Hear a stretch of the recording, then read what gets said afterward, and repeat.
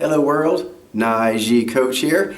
We're going to do it, on the road style here. Today it's in my room because out in the main area they're doing construction stuff and it's really loud. Plus there's nothing anywhere pretty much. Everything's been taken away. Jailene has taken care of that and I helped with it, but anyway, she was organizing it all and it's now in a pod somewhere, supposedly headed towards Portland. All right, so I'm here on my windowsill in my room, and we're going to try to answer some questions. Because also with the noise and everything going on and the ergonomics of where my computer is on the floor, it's not the best situation for doing reading. So I'm seeing will not be able to do a lot of quality reading the next 3 days, so I'll try to do other stuff. Today, I think I'll do some vlog questions. All right, so here I have a follow-up to the question about Naiji emotional instability as part of their process. And this is a question about what are demons and how do you deal with them? All right, it's a very good question. Let's see. Kind of go where my spirits take me here. I have some rough notes and I'll see what they want me to say on it. Well, I guess first thing is that perhaps some people object to the term demon. It seems a little too perhaps spiritual and or perhaps a little too extreme. It's a very extreme sounding term. And I understand that. But the reason why it is appropriate is that it involves bad habits, blind spots, and blunderings of being that are problematic in a way that seems to have a life of its own, like almost like a personified quest to trip you up. And so seeing them as something you would say is like a kind of creature, it's helpful in tracking this aspect of the human condition. And then also the charged up, well, these are charged up processes that are happening in one's psyche, and so there is an intensity level that will need to be addressed and or summoned in yourself as a part of dealing with the demons. So the personification and the intensity that the term demon can evoke, that's correct. It's correct to do. Now, with that said, perhaps that word feels odd on the tongue or doesn't feel right in certain circumstances. That's fine. There are other things you can say, such as these bad habits, blind spots, and blunderings of being, but needing to note that it is of an ongoing structure. An ongoing structure has been established in your psyche and it needs to be dealt with because like a bug in your computer, so to speak, it's going to now start enacting an agenda that is counterproductive to you. So this will need to be found out and addressed so it doesn't become more problematic. Demons or these kind of they have sort of like a clustered identity that has a will to survive. And so that aspect of these bad habits, of these blind spots, that there is an aspect somewhere in the psyche that is willfully making it so. And it is that ongoing willfulness that'll need to be noted and addressed. All right, let's see. I said this, but I was mentioning here, it tends to have a built-up resistance to growth. Something has gone on to create, like an unhealthy parasite in one's body or things like that. It's actually now been formed or came in and now it is wanting to grow itself, and that is counterproductive to your peaking growth. Thus, it is a block to growth. Its desire to eat its growth, which isn't helpful, is a block, is an attack on your growth. Let's see. All right. Where does the charge come from? Well, it can come from anywhere on the elevator of enlightenment. For those who, that's third degree terminology. For those who are more comfortable in the lower degrees, this subject is a bit maybe high for you, so know that I will be talking here because the subject of demons brings it up. But it does touch on things that are second and first degree, such as basically trauma. You can talk about in those terms. A trauma of any kind of psychological strife, whether it be a trauma of intense fear that you didn't know how to process, and it just kind of coalesces into a defensive mechanism, or just a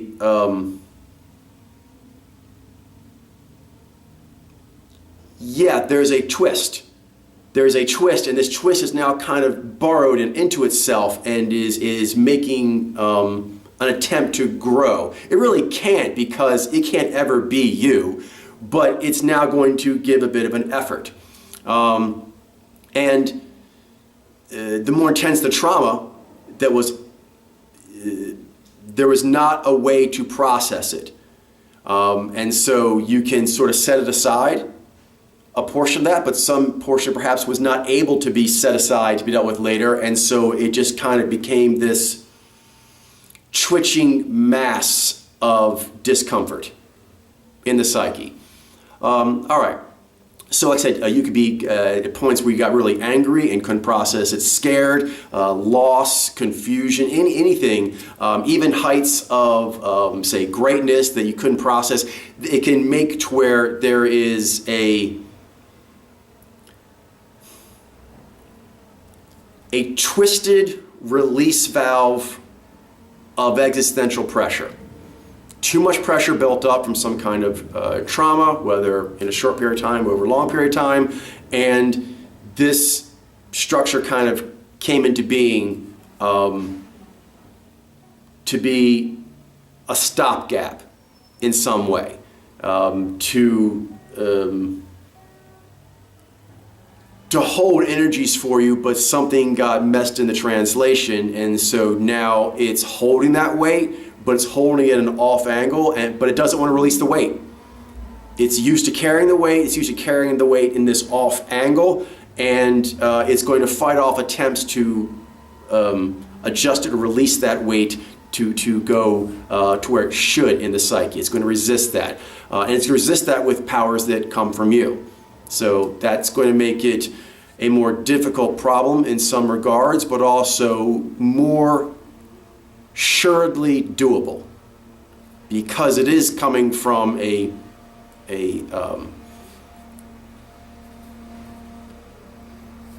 bubble of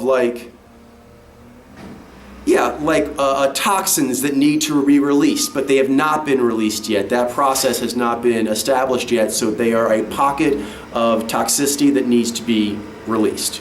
Okay.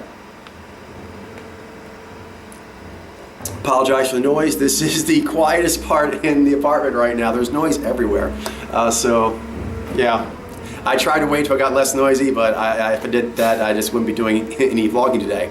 Okay, so some things on it. Noting their scent is a big one, and one thing that will be something that is part of the process. It's not something you want to be able to get ahead of this curve, but it is something that is there.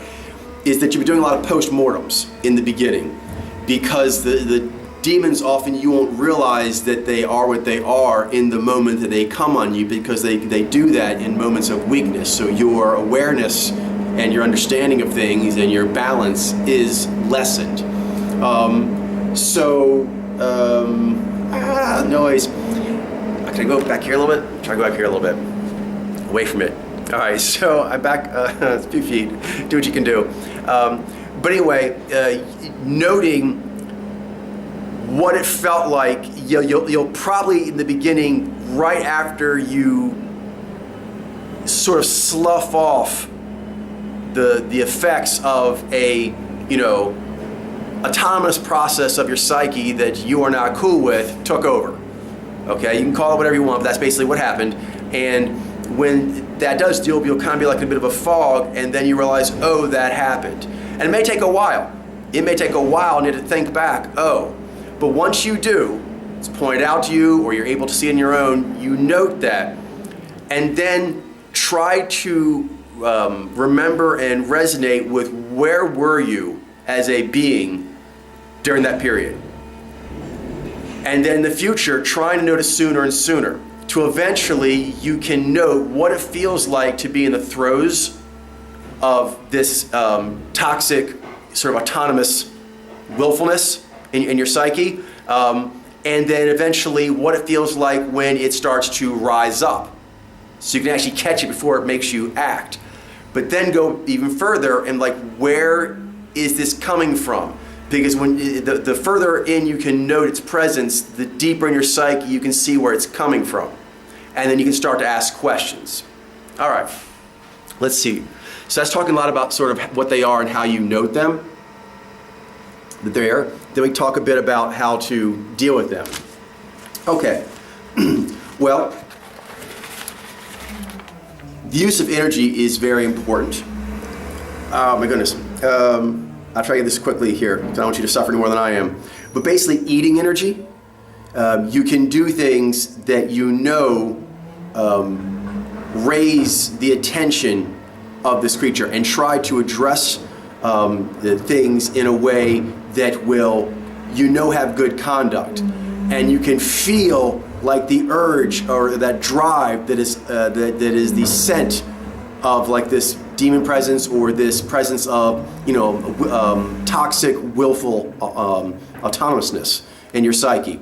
And then by doing those feats, you are shrugging it off. Every time you shrug it off, you eat some of its energy. And that's very important. Another one is vigilance. By recognizing that, for example, like a chiropractor, you have the best alignment you can, you get aligned by a chiropractor or whatever, and then you do yoga, and you try to have better posture, and you try not to stay in one position too long. I had to work on that because I do so much time at the desk reading. But the point is, you do those things to keep it well. However, there are certain breaks, they call them in chiropractic, where you're inclined to do that again. This comes up in also other things like massage, where sports massage, for example, they know that certain athletes, they tighten up when they're tense in certain areas. And so you want to be vigilant for that and do a regime in your life, physical and metaphysical, to be in a positive flow and know that you're in a positive flow. And when you do that, demons can try to rise up and they'll just sort of get washed out in that good flow. So find things that are definitely solid, good flow. Mojo reading is a great one. There are other ones that you can choose. A lot of things, for example, that I haven't done personally, but I like talking to people who've done them. Climbing, surfing, all kinds of things like that, where that's a healthy activity. You're engaging with nature or something, but it has a firmness to it that the demons, if they try to come out, they won't be able to unless they take you off that mountain climb. They take you off, that surfing. If they, take you off that one back in the day, when I used to do grappling, where you couldn't be in the zone. You can fight past that and insist that you stay present to do this engagement with natural law that's so vigorous it demands all of your attention. And they just get bled out. If they try to rise up, they just get squashed and uses energy to keep doing what you're doing, as long as you don't quit. Right now, I'm focused on mojo reading, but I'm doing also initial discovery, which is separate than just studying it. I'm doing initial discovery, and so that's kind of like the mat I get on, and I wrestle with my own ignorances and my own demons. So I don't think anyone is above having demons unless they somehow, I don't want to say it's impossible, but a life where they just never experienced any trauma at all. And every time that they did experience trauma, they were always completely capable of understanding how to process such intenseness. I don't think that's very realistic for humans. So with that said, I think everyone's going to have to deal with these things. Perhaps we can find another name. But demons, I think, is helpful. Let's see. Anything else? Spells. That's one you'll find is as you're able to note when these things are coming upon you, is talking yourself out of it. And when you talk those demons down, you're learning a spell. And you should remember that spell. Really pay attention to what you're able to do in order to resist, what it feels like to note the issue, what it feels like to summon the energy to address that issue, and the principles of the operation. it's good to be able to remember them, even if you can't remember them like, like words, just like the principle of that. So that when you feel the energy again, you can summon that spirit and that principle, and you can speak that principle to yourself. I have many of these that I do. For example, like the one where I would not be able to purify the work if there was not actually falsifiability and my methodology was getting stronger and stronger and my ability to apply it stronger and stronger. I wouldn't be able to correct in this way. However, in the state of being corrected, I feel weakened, I feel bad, I feel silly, I feel like I failed, I feel all these different things, inadequacies and so forth, which are in their own way a truth. I need to process those truths and what they mean, but it doesn't actually change that principle. But I may feel like it is. And to be able to say nothing has changed, and when you are in your best state of mind, you acknowledge this is a solid principle for anyone who's a seeker. It's a solid principle, right? Yeah, so here's how it applies here.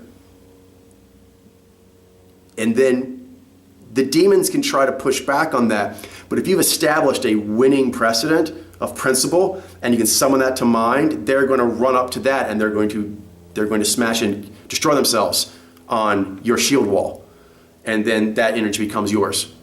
If not directly, it'll just wash out to the ocean of you, and then it can be, put into whatever new form is actually useful and helpful to your peaking. All right.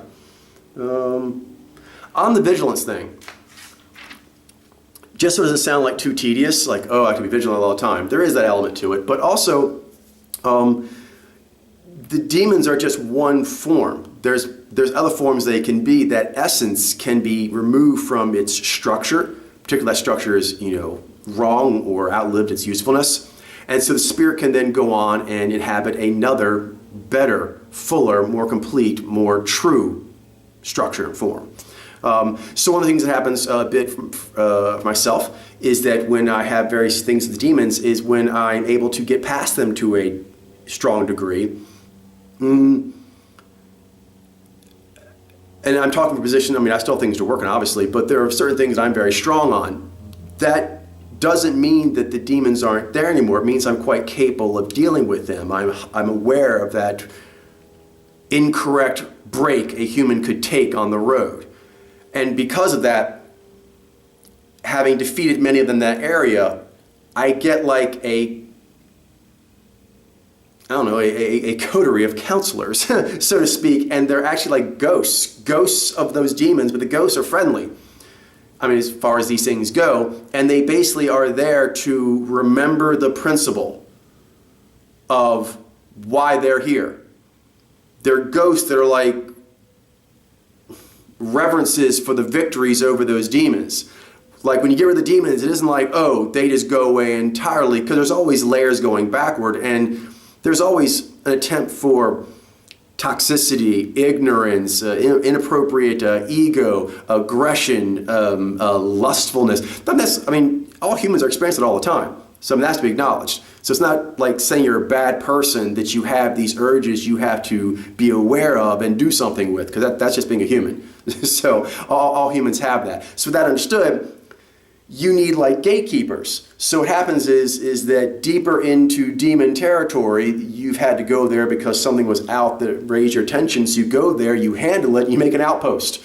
And you have an outpost with like a ghost guide.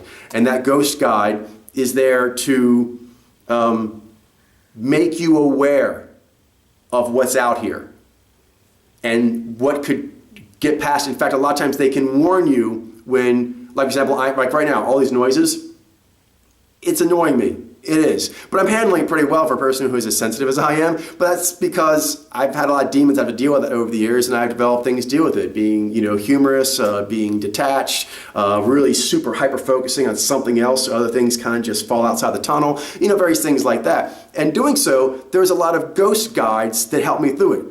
Like I can feel them tagging in. Hey, what's up? Yeah, here, do this thing. Remember we did that? I'll have a memory I haven't had in like 10 years, but like I have a ghost guide that remembered apparently some other time in my life I was harassed by these sounds, the environment in this manner, and I developed certain things to deal with it. And sort of like, I don't know, kind of like in a game, like it's like a little cachet of wisdom and courage and sureness and comfort and balance that this is what you do when you're out here in this kind of territory. So yeah, I'd say that's kind of what happens. Even some of the demons past that, they change their interaction with you. They're more like savages that have perhaps something worthy to put forward, but they're not good at putting it forward other than a state that is so raw and so only concerned with its own point of view that it can't do anything else. That doesn't mean they don't have something to say. And so you can kind of listen to this sort of, they're not like demons in this case, it's more like just like an unruly mob of voices in your psyche. And so it helps in dealing with that. And so in developing these ghost guides and developing an ability to talk to like the kind of